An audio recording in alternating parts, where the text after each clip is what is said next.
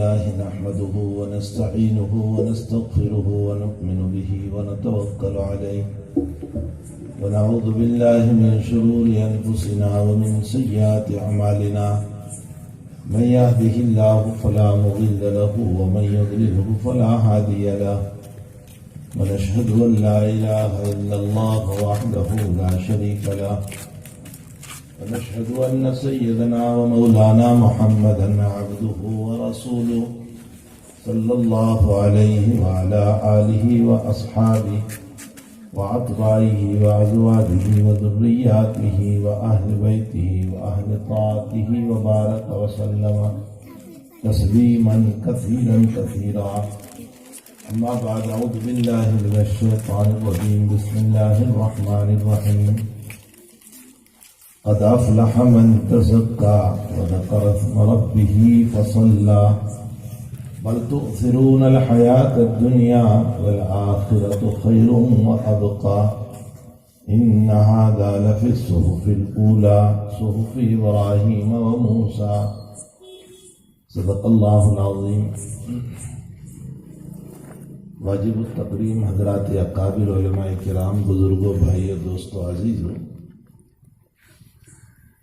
فتح مکہ کے موقع پر جناب نبی کریم صلی اللہ علیہ وسلم نے اہل مکہ کو بالکل معاف کر دیا،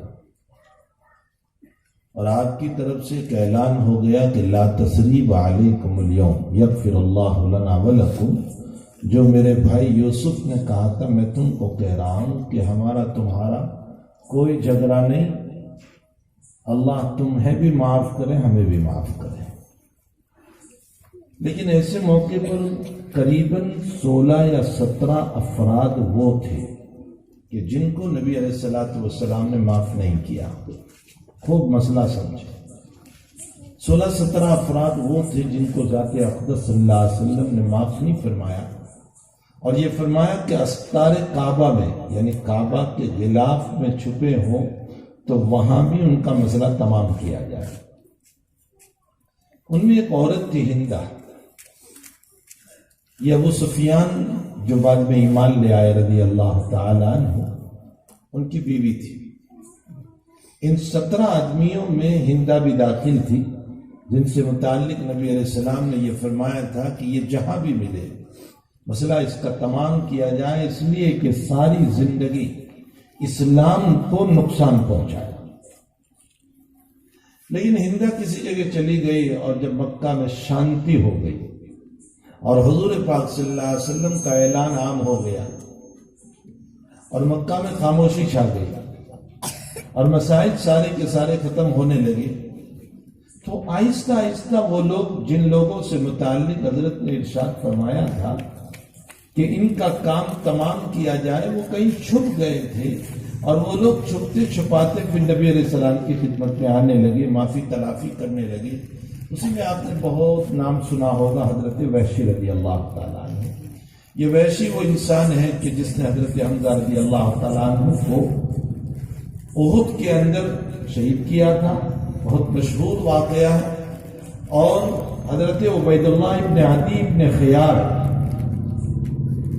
جب حمص میں حضرت وحشی کو ملنے کے لیے گئے تو اس موقع پر وحشی کو یوں پوچھا کہ وحشی، اچھا یہ عربوں کی ذہانت بھی بڑی عجیب و غریب تھی کہ عبید اللہ ابن عدی ابن نوفل جو ہے وہ اپنے پورے بدن کو ڈھانپ کر لے گئے کہ صرف آنکھیں نظر آ رہی تھی اور نیچے کے پاؤں نظر آ رہے تھے. اس کے علاوہ چہرہ بھی دھپا ہوا ہے، بدن بھی دھپا ہوا ہے، ہاتھ بھی دھپے ہوئے ہیں. اور وحشی کے سامنے گئے اور کہا حل تعریف نہیں، مجھے جانتے ہو آپ؟ تو وحشی نے یوں آنکھیں دیکھی تو کچھ سمجھ میں نہیں آیا، نیچے پاؤں دیکھے تلووں کو، اور اس کے بعد وحشی نے فرمایا کہ میں مکے میں غلام تھا زبیر ابن مطعم کا. اس وقت عدی ابن نوفل کے وہاں ایک چھوٹا سا بچہ پیدا ہوا تھا، اور عدی ابن نوفل نے مجھ کو یہ کہا تھا کہ ایک دودھ پلانے والی عورت لیا، ایک جو ہے دایا لیا، ایک مرضعہ لیا دودھ پلانے والی، تاکہ اس میرے بچے کو میں اس کو دے دوں. یہ عربوں کے وہاں مرضعہ کا، دایا کا ایک رواج تھا کہ وہ اس طرح کو دودھ پلانے کے لیے دے دیتے تھے. تو کہا ایک مرضعہ کو لیا، ایک دایا کو لیا. میں تلاش کر کے وحشی کہتے ہیں کہ میں ایک دایا کو لے آیا وہ اونٹنی پر سوار تھی، وہ آئی اور آنے کے بعد کہا کہ لاؤ بچہ. تو عدی بن نوفل نے مجھ کو وہ بچہ چھوٹا سا اٹھا کر کے دیا تھا. میں نے وہ بچہ اٹھا کر کے اس عورت کو دیا جو مرضیہ تھی، جو دایا تھی، جو لینے آئی تھی. میں نے اس بچے کو اس کو دے دیا. میں نے اس وقت پاؤں دیکھے تھے، وہ پاؤں یہی نظر آ رہے. بخاری شریف کی یہ روایت ہے کہ اتنے پاؤں دیکھے تھے. وہ کہا کہ آج وہی پاؤں مجھے نظر آ رہے. اس لیے تعالی جل شانہ نے ان کو ذہانت اور حافظہ ایسا عطا فرمایا تھا کہ ابن شہاب زہری رحمۃ اللہ علیہ جو محدث عظیم ہیں، وہ یہ فرماتے ہیں کہ اگر کوئی کتاب لکھنے میں نہ آتی تو بھی عربوں کا حافظہ اتنا زبردست تھا کہ نبی کی ساری شریعت کو صحابہ نے محفوظ کر لی. ایک سے بڑھ کر ایک عربوں کے واقعات ہے اور زمانے کے واقعات ہے. ہم کو تو کل کی بات بھی یاد نہیں رہتی، شام کا کل تو بہت دور کی بات. ابھی امام صاحب نے کیا پڑھا وہ بھی ہمیں تو یاد نہیں رہتا کہ رکعت اول میں کیا پڑھا ہے، رکعت ثانیہ میں کیا پڑھا ہے. ہم کو تو اتنا بھی یاد نہیں رہتا. سلام پوچھنے کے بعد جب پوچھا جائے کہ بتاؤ امام صاحب نے کیا پڑھا تو ہم سب ہو جاتے ہیں. تو ہم کو تو نماز کی 2 صورتیں یاد نہیں رہتی. تو بھلا عربوں کے حافظوں کا کیا کہنا. بہرحال میں یہ کہہ رہا تھا کہ ان میں ایک وحشی بھی ہے. وہ بھی فتح مکہ کے موقع پر آئے اور جناب نبی کریم صلی اللہ علیہ وسلم کے دربار میں بیٹھے اور آپ نے یہ فرمایا کہ میں ایمان کے لیے آیا ہوا ہوں. تو حضرت نے چہرہ دیکھ کر فرمایا انت وحشی. خود ہی واقعہ نقل کر رہے کہ حضرت نے مجھے پوچھا انت وحشی، فرمایا تو وحشی ہو؟ فرمایا جی یا رسول اللہ. فرمایا تم نے میرے چچا کو کیسے مارا تھا؟ 8 سال ہو گئے لیکن نبی اپنے چچا کو بھولے نہیں. تم نے میرے چچا کو کیسے مارا؟ تو حضرت وحشی نے پورا واقعہ بیان کیا کہ احد کے میدان میں چٹان کے پیچھے میں بیٹھا ہوا تھا، انتظار میں تھا کہ حمزہ آئے اور میں اس کا کام پورا کروں. بس مجھے موقع ملا اور میں نے کام تمام کر دیا. سارا واقعہ بیان کیا. نبی کی آنکھوں سے آنسو جاری ہے لیکن پھر بھی کوئی بات ارشاد نہیں فرمائی. فرمایا تمہارا ایمان منظور ہے. ان کے ایمان کو منظور کیا. البتہ حضرت نے اتنی بات فرمائی کہ وحشی اگر کر سکتے ہو تو میرے سامنے نہ آیا کرو، اس لیے کہ جب تم سامنے آتے ہو تو پھر اس صورت میں میرا چچا مجھے یاد آ جاتا ہے. ابھی جن کا نعت میں نام لیا گیا حضرت مولانا رشید احمد گنگوہی نور اللہ مرقدہ جو عاشق رسول تھے، اور عشق کا عالم کیا کہنا ان لوگوں کا. یہ موقع نہیں ہے ورنہ میں عشق رسول پر ان کے واقعات کو سناتا. حضرت گنگوہی نور اللہ مرقدہ نے فرمایا کہ وحشی کو حضرت نے اس لیے منع کر دیا کہ وہ جب سامنے آئیں گے تو نبی کے وہ چچا حمزہ یاد آ جائیں گے تو نبی کے دل کو تکلیف ہوگی، اور تکلیف والے دل کے ساتھ شاگرد کو فائدہ نہیں ہو سکتا ہے. تو وحشی کو فائدہ نہیں ہوگا بلکہ وہ محروم رہیں گے. اس لیے نبی کریم صلی اللہ علیہ وسلم نے منع فرمایا. اور شاہ ولی اللہ صاحب محدث دہلوی رحمۃ اللہ علیہ نے تو یوں لکھتا ہے کہ نبی علیہ السلام کو وحشی سے طبعی مناسبت ہی نہیں تھی، یعنی آپ کی طبیعت ہی نہیں چل رہی تھی وحشی کی طرف. اور جب ہماری طبیعت نہیں چلتی تو ہم تعلق ضرور رکھتے ہیں لیکن بس وہ سرسری ہمارا تعلق ہوتا ہے، اس سے زیادہ کوئی تعلق نہیں ہوتا. تو حضرت کو طبعی مناسبت ہی نہیں تھی. اور حضرت عمر رضی اللہ تعالیٰ عنہ کا جملہ ابن شہاب نے نقل کیا ہے کہ عمر نے یہ فرمایا تھا کہ اللہ حمزہ کے قاتل کو کبھی بھی چھوڑنے والا نہیں. تو ان لوگوں میں جن 17 کو حکم دیا تھا ان میں ہندا بھی تھی.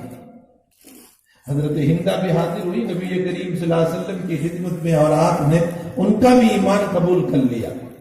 یہاں محدثین ایک سوال کرتے ہیں اور وہ سوال یہ ہے کہ بھلا وہ ہندا جس نے مکی زندگی میں نبی کو ستانے میں کوئی کمی نہیں رکھی، مدنی زندگی میں نبی کو ستانے میں کوئی کمی نہیں رکھتی، اس کا شوہر ابو سفیان اس نے بھی ستانے میں کوئی کمی نہیں رکھی، وہ اکرمہ جو بعد میں ایمان لے آئے رضی اللہ تعالی عنہ جو انہی کے بیٹے ہیں انہوں نے کوئی کسر نہیں رکھی.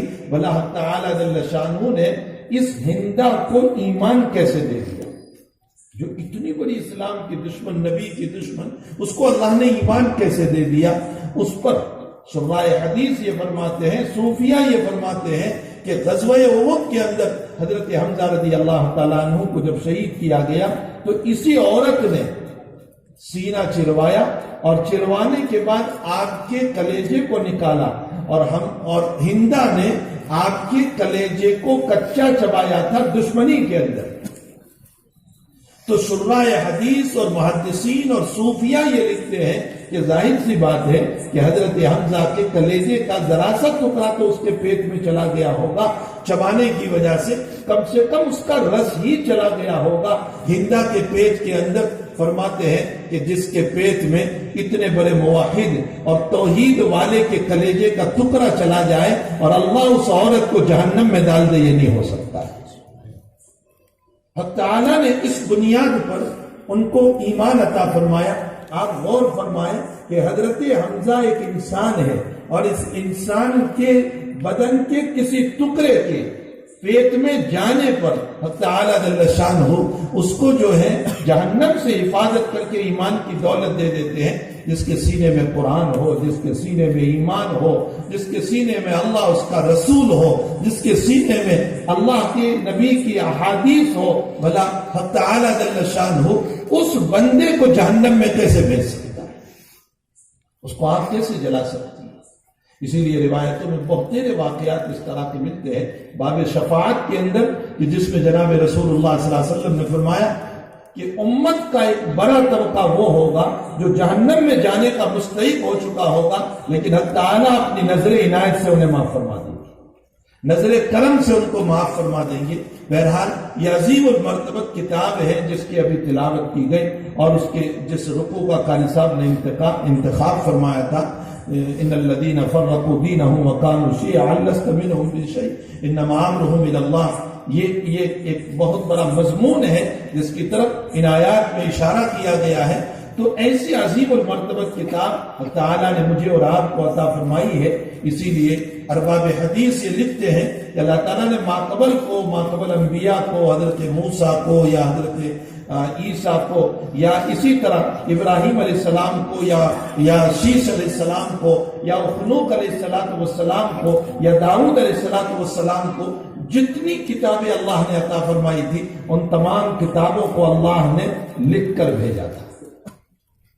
ہمارا قرآن لکھ کر نہیں آیا، اللہ بولا ہے اور بول کر کے دنیا میں اتارا ہے، اس لیے اگلی ساری کتابیں کتاب اللہ ہے اور ہمارا قرآن کلام اللہ ہے۔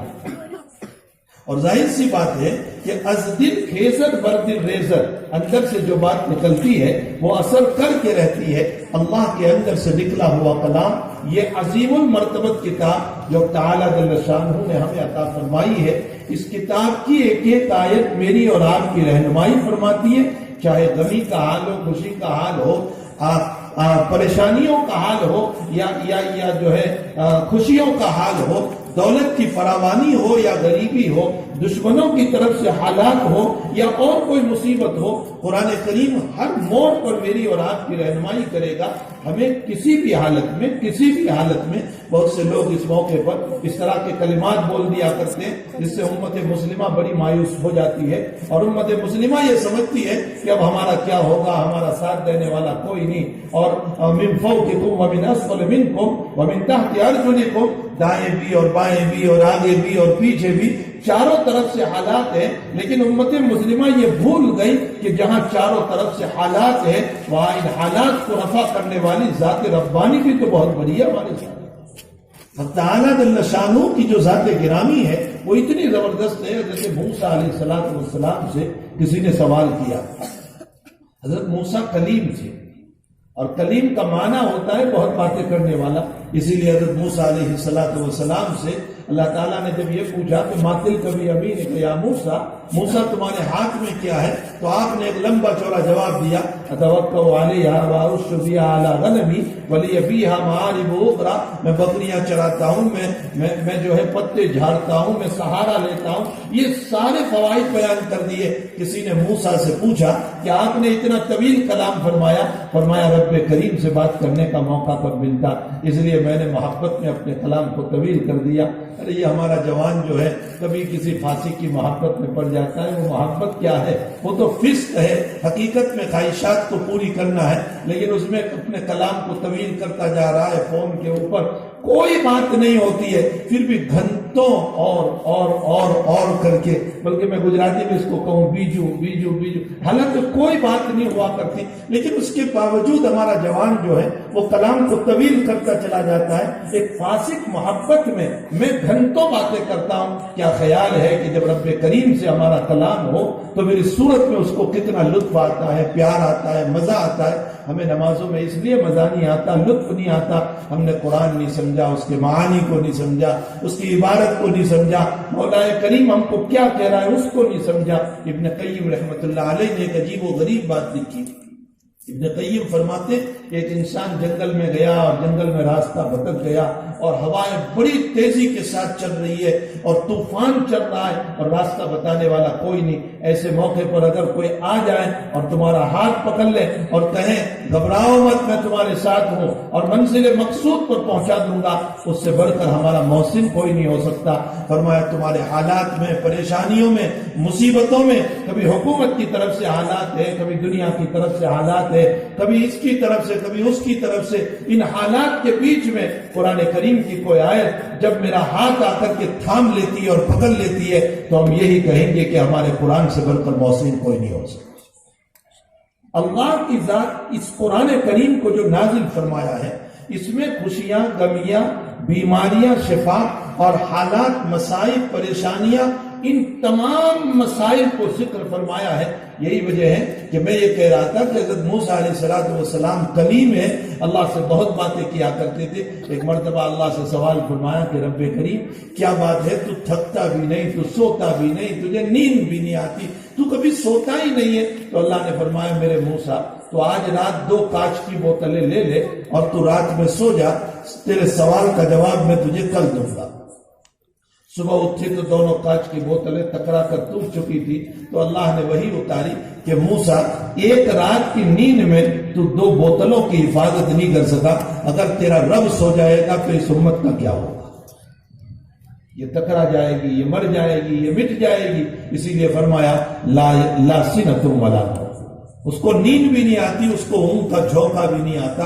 وہ 24 گھنٹے اپنے مخلوق پر نظر کیے ہوئے، جناب نبی اکرم صلی اللہ علیہ وسلم نے حدیث شریف میں فرمایا، مسلم شریف کی روایت ہے، ان اللہ تبارک و تعالی لا ینام، اللہ سوتا نہیں ہے اور اللہ کے لیے سونا مناسب بھی نہیں۔ تو موسیٰ کلیم تھے، اپنے رب سے بہت باتیں کیا کرتے تھے۔ کسی نے حضرت موسیٰ علیہ السلام سے سوال فرمایا کہ اگر اللہ پورے آسمان کو کمان بنا دے، کمان جانتے ہیں تیر چلانے، کمان بنا دے اور مصائب کو تیر بنا دے، اور اس بندے کے اوپر اللہ تعالیٰ آسمان کے ذریعے سے مصائب کے تیر کو چھوڑنا شروع کرے، تو حفاظت کا کوئی راستہ ہو سکتا ہے؟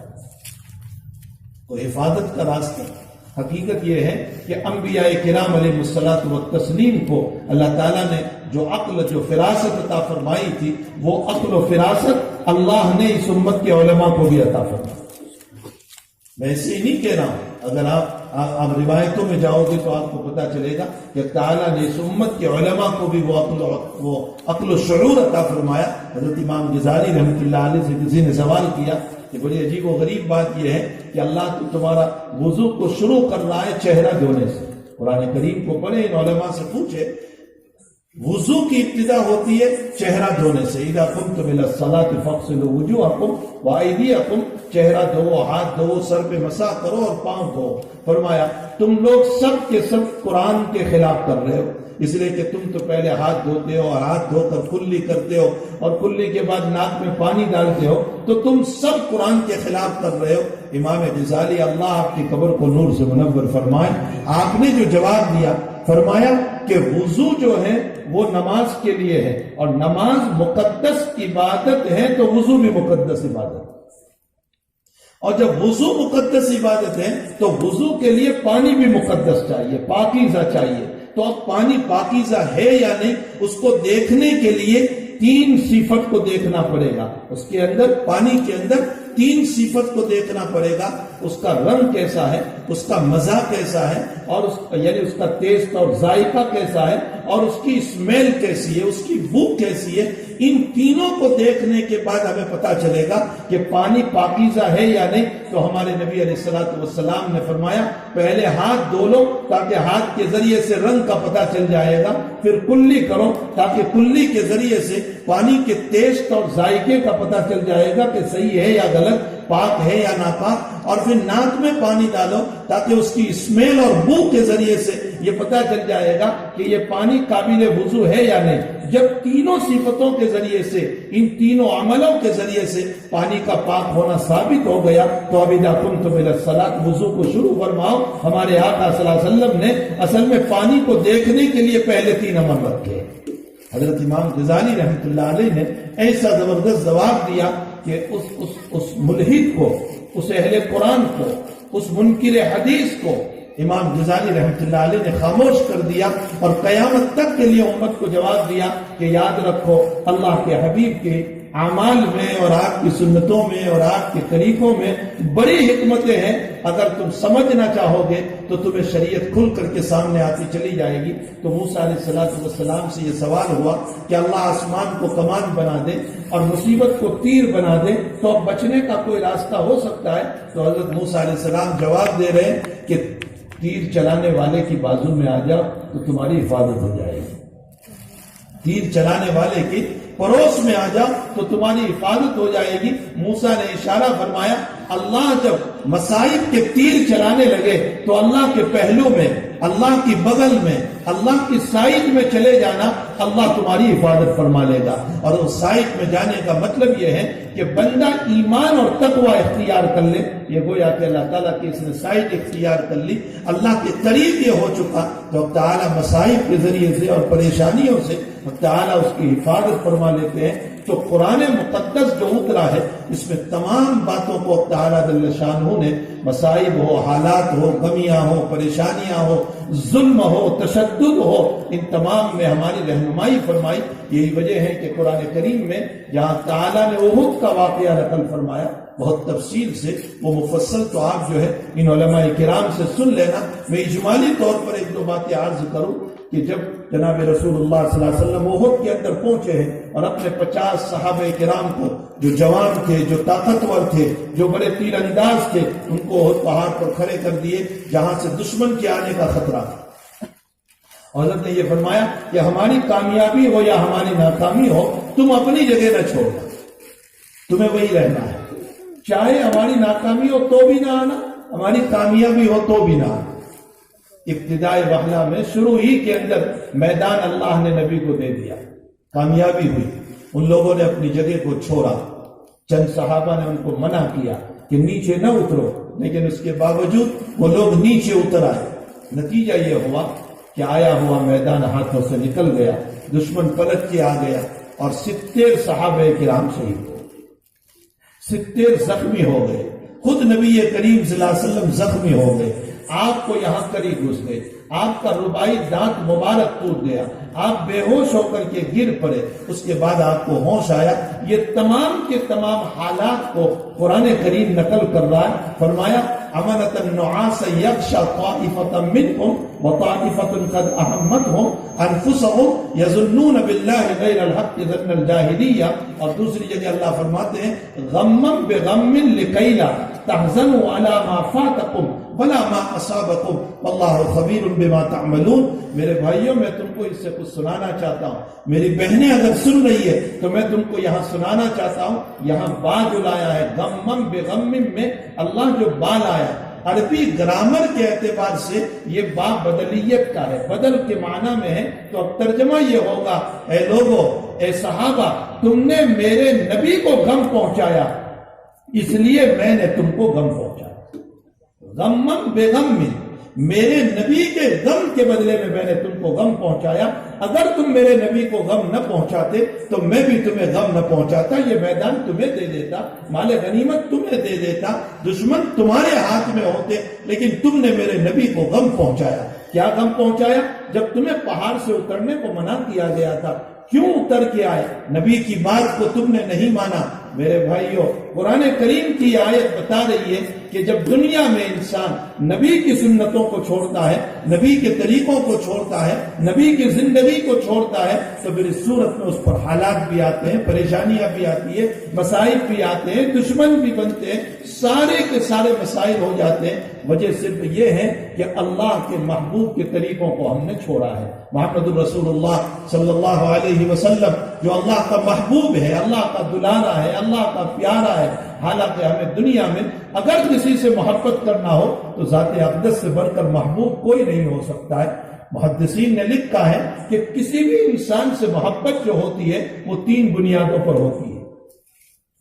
کسی سے بھی دنیا میں تم محبت کرو گے تو اس کی 3 بنیادیں ہیں، یا تو کسی کے جمال اور خوبصورتی کی بنیاد پر، یا کسی کے کمال اور اس کے اندر جو جوہر رکھا ہوا ہے اس کی بنیاد پر، یا کسی کے احسان کی بنیاد پر۔ فرمایا جمال اور خوبصورتی کی بنیاد پر اگر تم محبت کرنا چاہتے ہو تو یاد رکھو نبی سے بڑھ کر خوبصورت کوئی، اللہ کے نبی علیہ السلام سے بڑھ کر خوبصورت کوئی نہیں۔ سیدنا عبد القادر جیلانی رحمۃ اللہ علیہ فرماتے ہیں دنیا کی تمام چیزیں ایک وقت تک تم دیکھتے ہو، بعد میں تم تھک جاتے ہو اس کو دیکھنے سے، لیکن فرمایا 3 چیزیں اللہ نے دنیا میں وہ بنائی ہے جس کو دیکھ کر انسان کبھی نہیں تھکتا۔ ایک ہے اللہ کے نبی، ایک ہے اس کا کعبۃ اللہ، اور تیسرے ہے ماں باپ۔